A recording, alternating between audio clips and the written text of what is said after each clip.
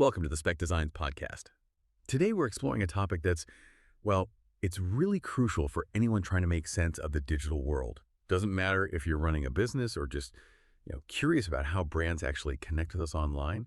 We're looking at a really interesting blog post today. It's called The Power of Storytelling: How to Build a Brand That Connects with Clients in a Digital Age. Came out from the SD team back on July 2nd, 2025. And our goal really is to figure out why, with all the noise online, all the scrolling, why good storytelling isn't just like a nice little extra, why it's actually essential for sales, for leads, for really making that connection. Okay, let's get into it. Indeed. And it's more than just connection, isn't it? It's about turning someone who's just passively scrolling into, well, an engaged client, maybe even a loyal fan. What's really fascinating, I think, is looking back, narratives, stories. They go way back. Cave paintings, epic poems, right up to today's movies. It's always been how we understand things, how we connect with each other. The big question the source tackles is why that basic human need is suddenly so critical for digital marketing now. That's a great point, because we all feel it, right? You go online and it's just information overload, ads everywhere. So how does a business even get noticed, let alone connect? Shouting about your product clearly doesn't work anymore. What's the real problem here that storytelling is solving? Well, you hit it right there. Information overload is one part. But the other part is a real lack of genuine connection, authenticity. Stories are like the antidote to that. The source really emphasizes this. Humans are fundamentally wired for narrative. Yeah. It's how we learn, how we share, how we bond. Think about this. Say you've got two soaps. Look the same, maybe cost the same. One just lists, ingredients. Okay, fine. The other one, it tells you about the small farm where they grow the herbs, maybe ethically. Mentions it's a grandmother's secret recipe, crafted with care. Which one do you remember? Which one do you feel something for? The second one, definitely. It feels like there's a person behind it, not just a product. Exactly. It adds meaning. It moves beyond just the functional. Right. It's like reading facts versus getting lost in an adventure. One informs, the other sticks with you. Yeah. So beyond that basic human element, what are the solid business benefits? Why is storytelling so powerful for, the bottom line? Yeah, and this is where it gets really interesting, because the source breaks down some tangible advantages. First up, and this is huge, trust and authenticity. We're all pretty skeptical online these days, right? So transparency, showing your values, your mission, maybe even your struggles, that's like gold.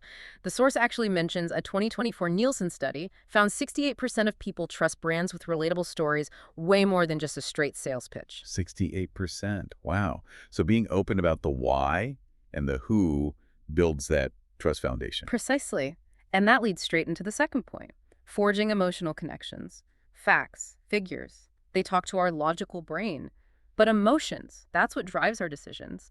When a story makes you feel something happy, inspired, understood, you connect with the brand on a deeper level, that's where loyalty starts. So logic informs, emotion compels. Makes sense. What else? Third is increased memorability. Think about all the ads you scrolled past today. How many do you remember? Very few. Maybe none. Exactly. But a good story, with a beginning, middle, end, it sticks. That narrative structure helps lodge the information in our brains. So when you do need that product or service, the brand with the story is the one that pops into your head. Okay, so trust, emotion, memory. What else? Fourth, it provides crucial differentiation in a crowded market. Let's face it, lots of businesses offer similar things. Your story, your origin, your unique process, your values, that's what sets you apart. It highlights what makes you different, you special. It's your unique fingerprint. Perfectly put. And finally, number 5, it's absolutely key for driving engagement and action. A good story pulls people in. It makes them want to click, to share, to comment, to buy, because they're invested. They care about the narrative. That's incredibly compelling. It really paints a picture of storytelling not as fluff, but as a core business driver. But okay, let's get practical. How does a business actually do this? How do you go from we should tell stories to actually having one that works? The source gives us the blueprint. Right. Yes, it does. And it starts with the foundation. You need to know your core narrative. Step 1 is define your brand's why.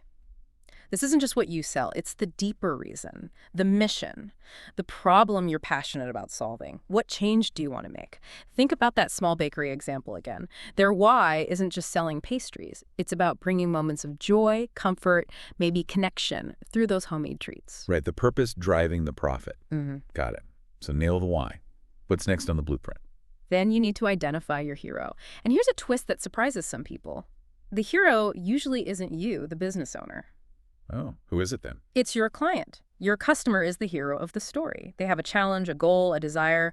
Your brand, you're the guide, the mentor, the one providing the tool or the wisdom to help them succeed on their journey. Oh, okay. So shifting the focus from look how great we are to look how we help you be great. I like that. Exactly. It resonates much more deeply. Then, following that, you uncover the conflict and resolution. Every compelling story needs tension. What's the pain point your client faces? What's the obstacle?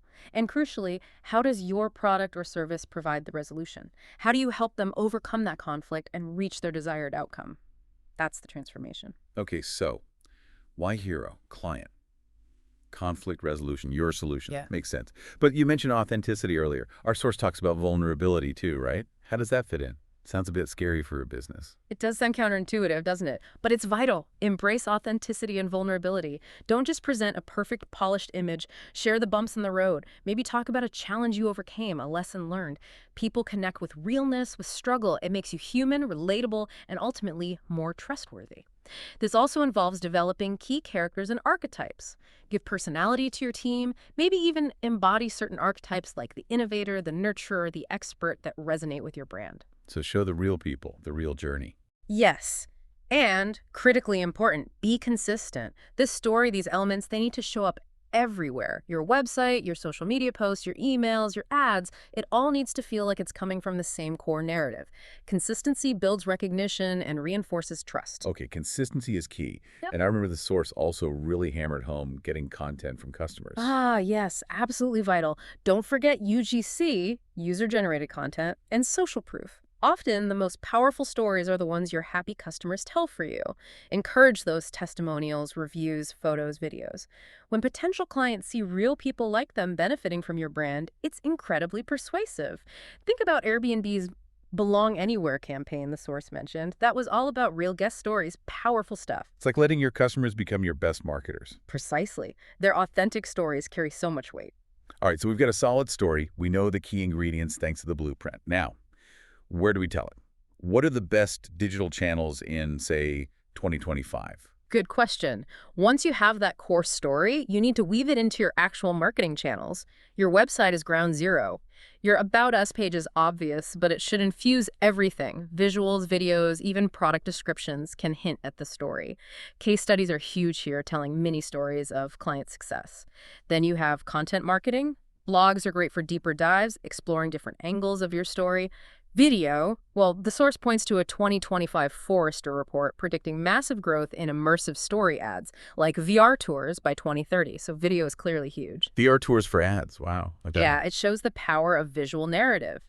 And podcasts like this one offer a really intimate channel, interviews with founders, staff, customers.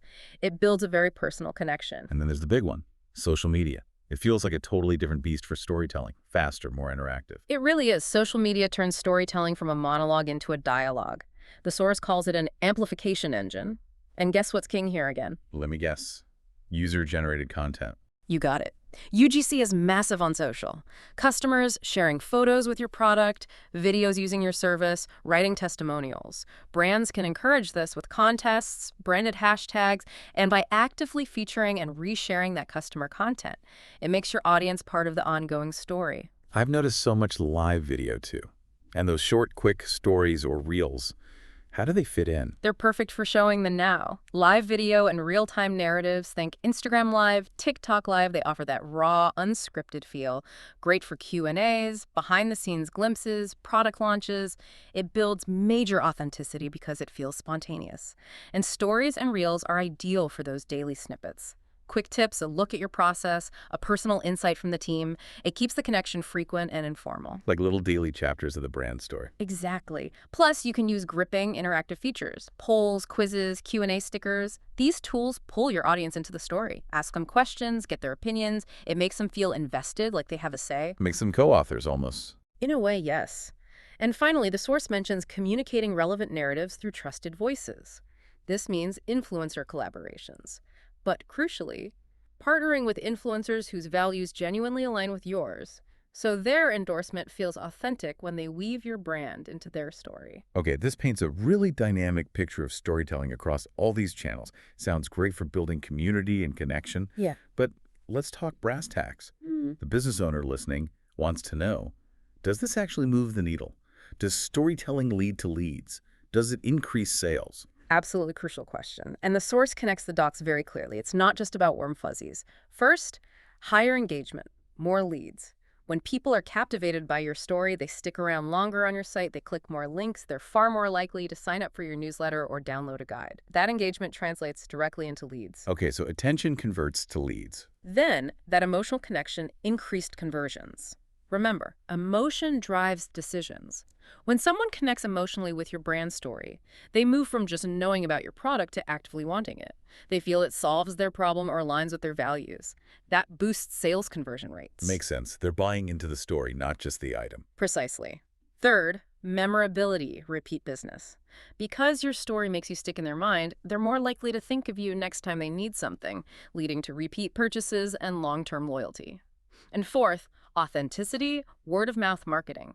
Happy customers who feel connected to your story and values become your best salespeople. They tell their friends, write glowing reviews. That organic advocacy is priceless. That word of mouth is gold. Okay, so tangible business results. What about something like SEO?